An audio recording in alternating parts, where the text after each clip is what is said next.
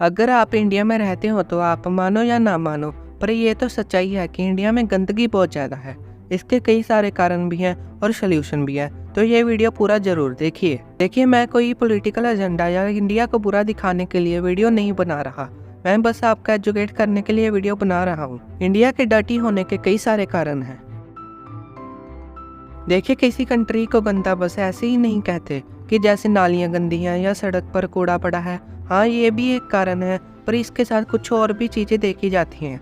जैसे हमारे इंडिया की पॉपुलेशन वर्ल्ड में सबसे ज़्यादा है और इंडिया के डेवलपिंग कंट्री भी है, तो इंडिया की जो इतनी सारी पॉपुलेशन है उसका एक बड़ा हिस्सा रूरल एरियाज में रहता है, मतलब कि विलेजेस या पेंडू या गाँव के इलाकों में रहता है। इंडिया के डेवलपिंग कंट्री होने के कारण इंडिया के रूरल एरियाज में रहने वाली पॉपुलेशन शहरों में जाकर बस रही है। इंडिया में काफ़ी तेज़ी से अर्बनाइजेशन हो रहा है और इसका रिजल्ट ये निकल कर आ रहा है कि इतनी तेज़ी से अर्बनाइजेशन के कारण पोल्यूशन तो बढ़ रहा है, साथ में गंदगी भी बढ़ रही है।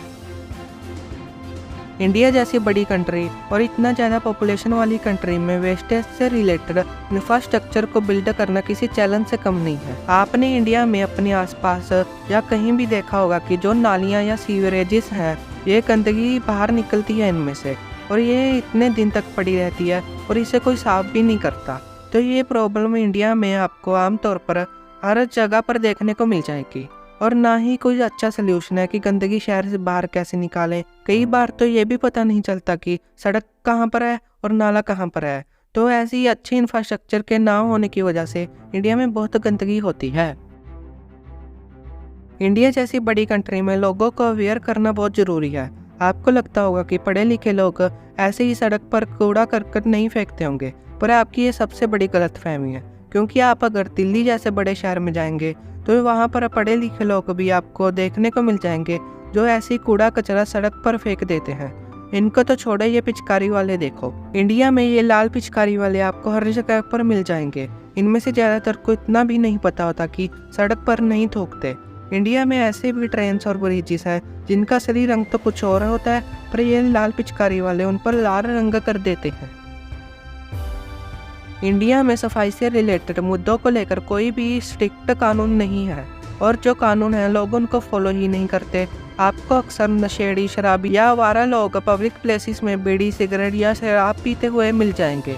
बीड़ी पी के वो वहीं पर फेंक देते हैं, शराब पी के उसकी बोतल वहीं पर फेंक देते हैं, और उनको कोई रोकता टोकता भी नहीं है, जिससे उनका डर भी खत्म हो जाता है और वो आराम से पब्लिक प्लेस को गंदा करते हैं। इंडिया एक पुअर कंट्री है। अगर आप कहें कि इंडिया एक साथ सभी काम कर ले तो आप गलत हैं।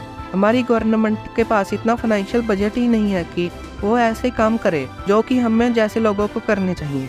मतलब कि इंडिया के पास इतना फाइनेंशियल बजट ही नहीं है कि वो इतने बड़े देश में सफाई का ख्याल रख सके। इंडिया में बहुत सारे स्लम एरियाज हैं। इन स्लम एरियाज के पास कोई ऐसा तरीका ही नहीं है कि ये अपने एरिया को साफ रख सके। ना तो अच्छे से नालियाँ हैं और ना पानी अच्छे से आता है, और ना ही सफाई कर्मचारी आते हैं। तो इन्हीं सब कारणों से ये चाहकर भी अपने एरिया को साफ नहीं रख सकते। अभी इतनी सारी जो प्रॉब्लम्स हैं इनका सल्यूशन भी है। पॉपुलेशन की वजह से सरकार इतना जल्दी कुछ नहीं कर सकती, पर सरकार या आम लोग खुद अपने अपने एरियाज में डस्टबिन रख सकते हैं और कूड़ा नाली में या पानी में ना फेंकें। सरकार को चाहिए कि अच्छे से कूड़ा इकट्ठा करे और रिसाइकलिंग की फैसिलिटीज भी इंक्रीज करे। सरकार को चाहिए कि रिसाइकलिंग के लिए प्लांट्स लगाए, सीवेज सिस्टम अच्छा करे और बाकी सर्विसेज भी अच्छे से दे।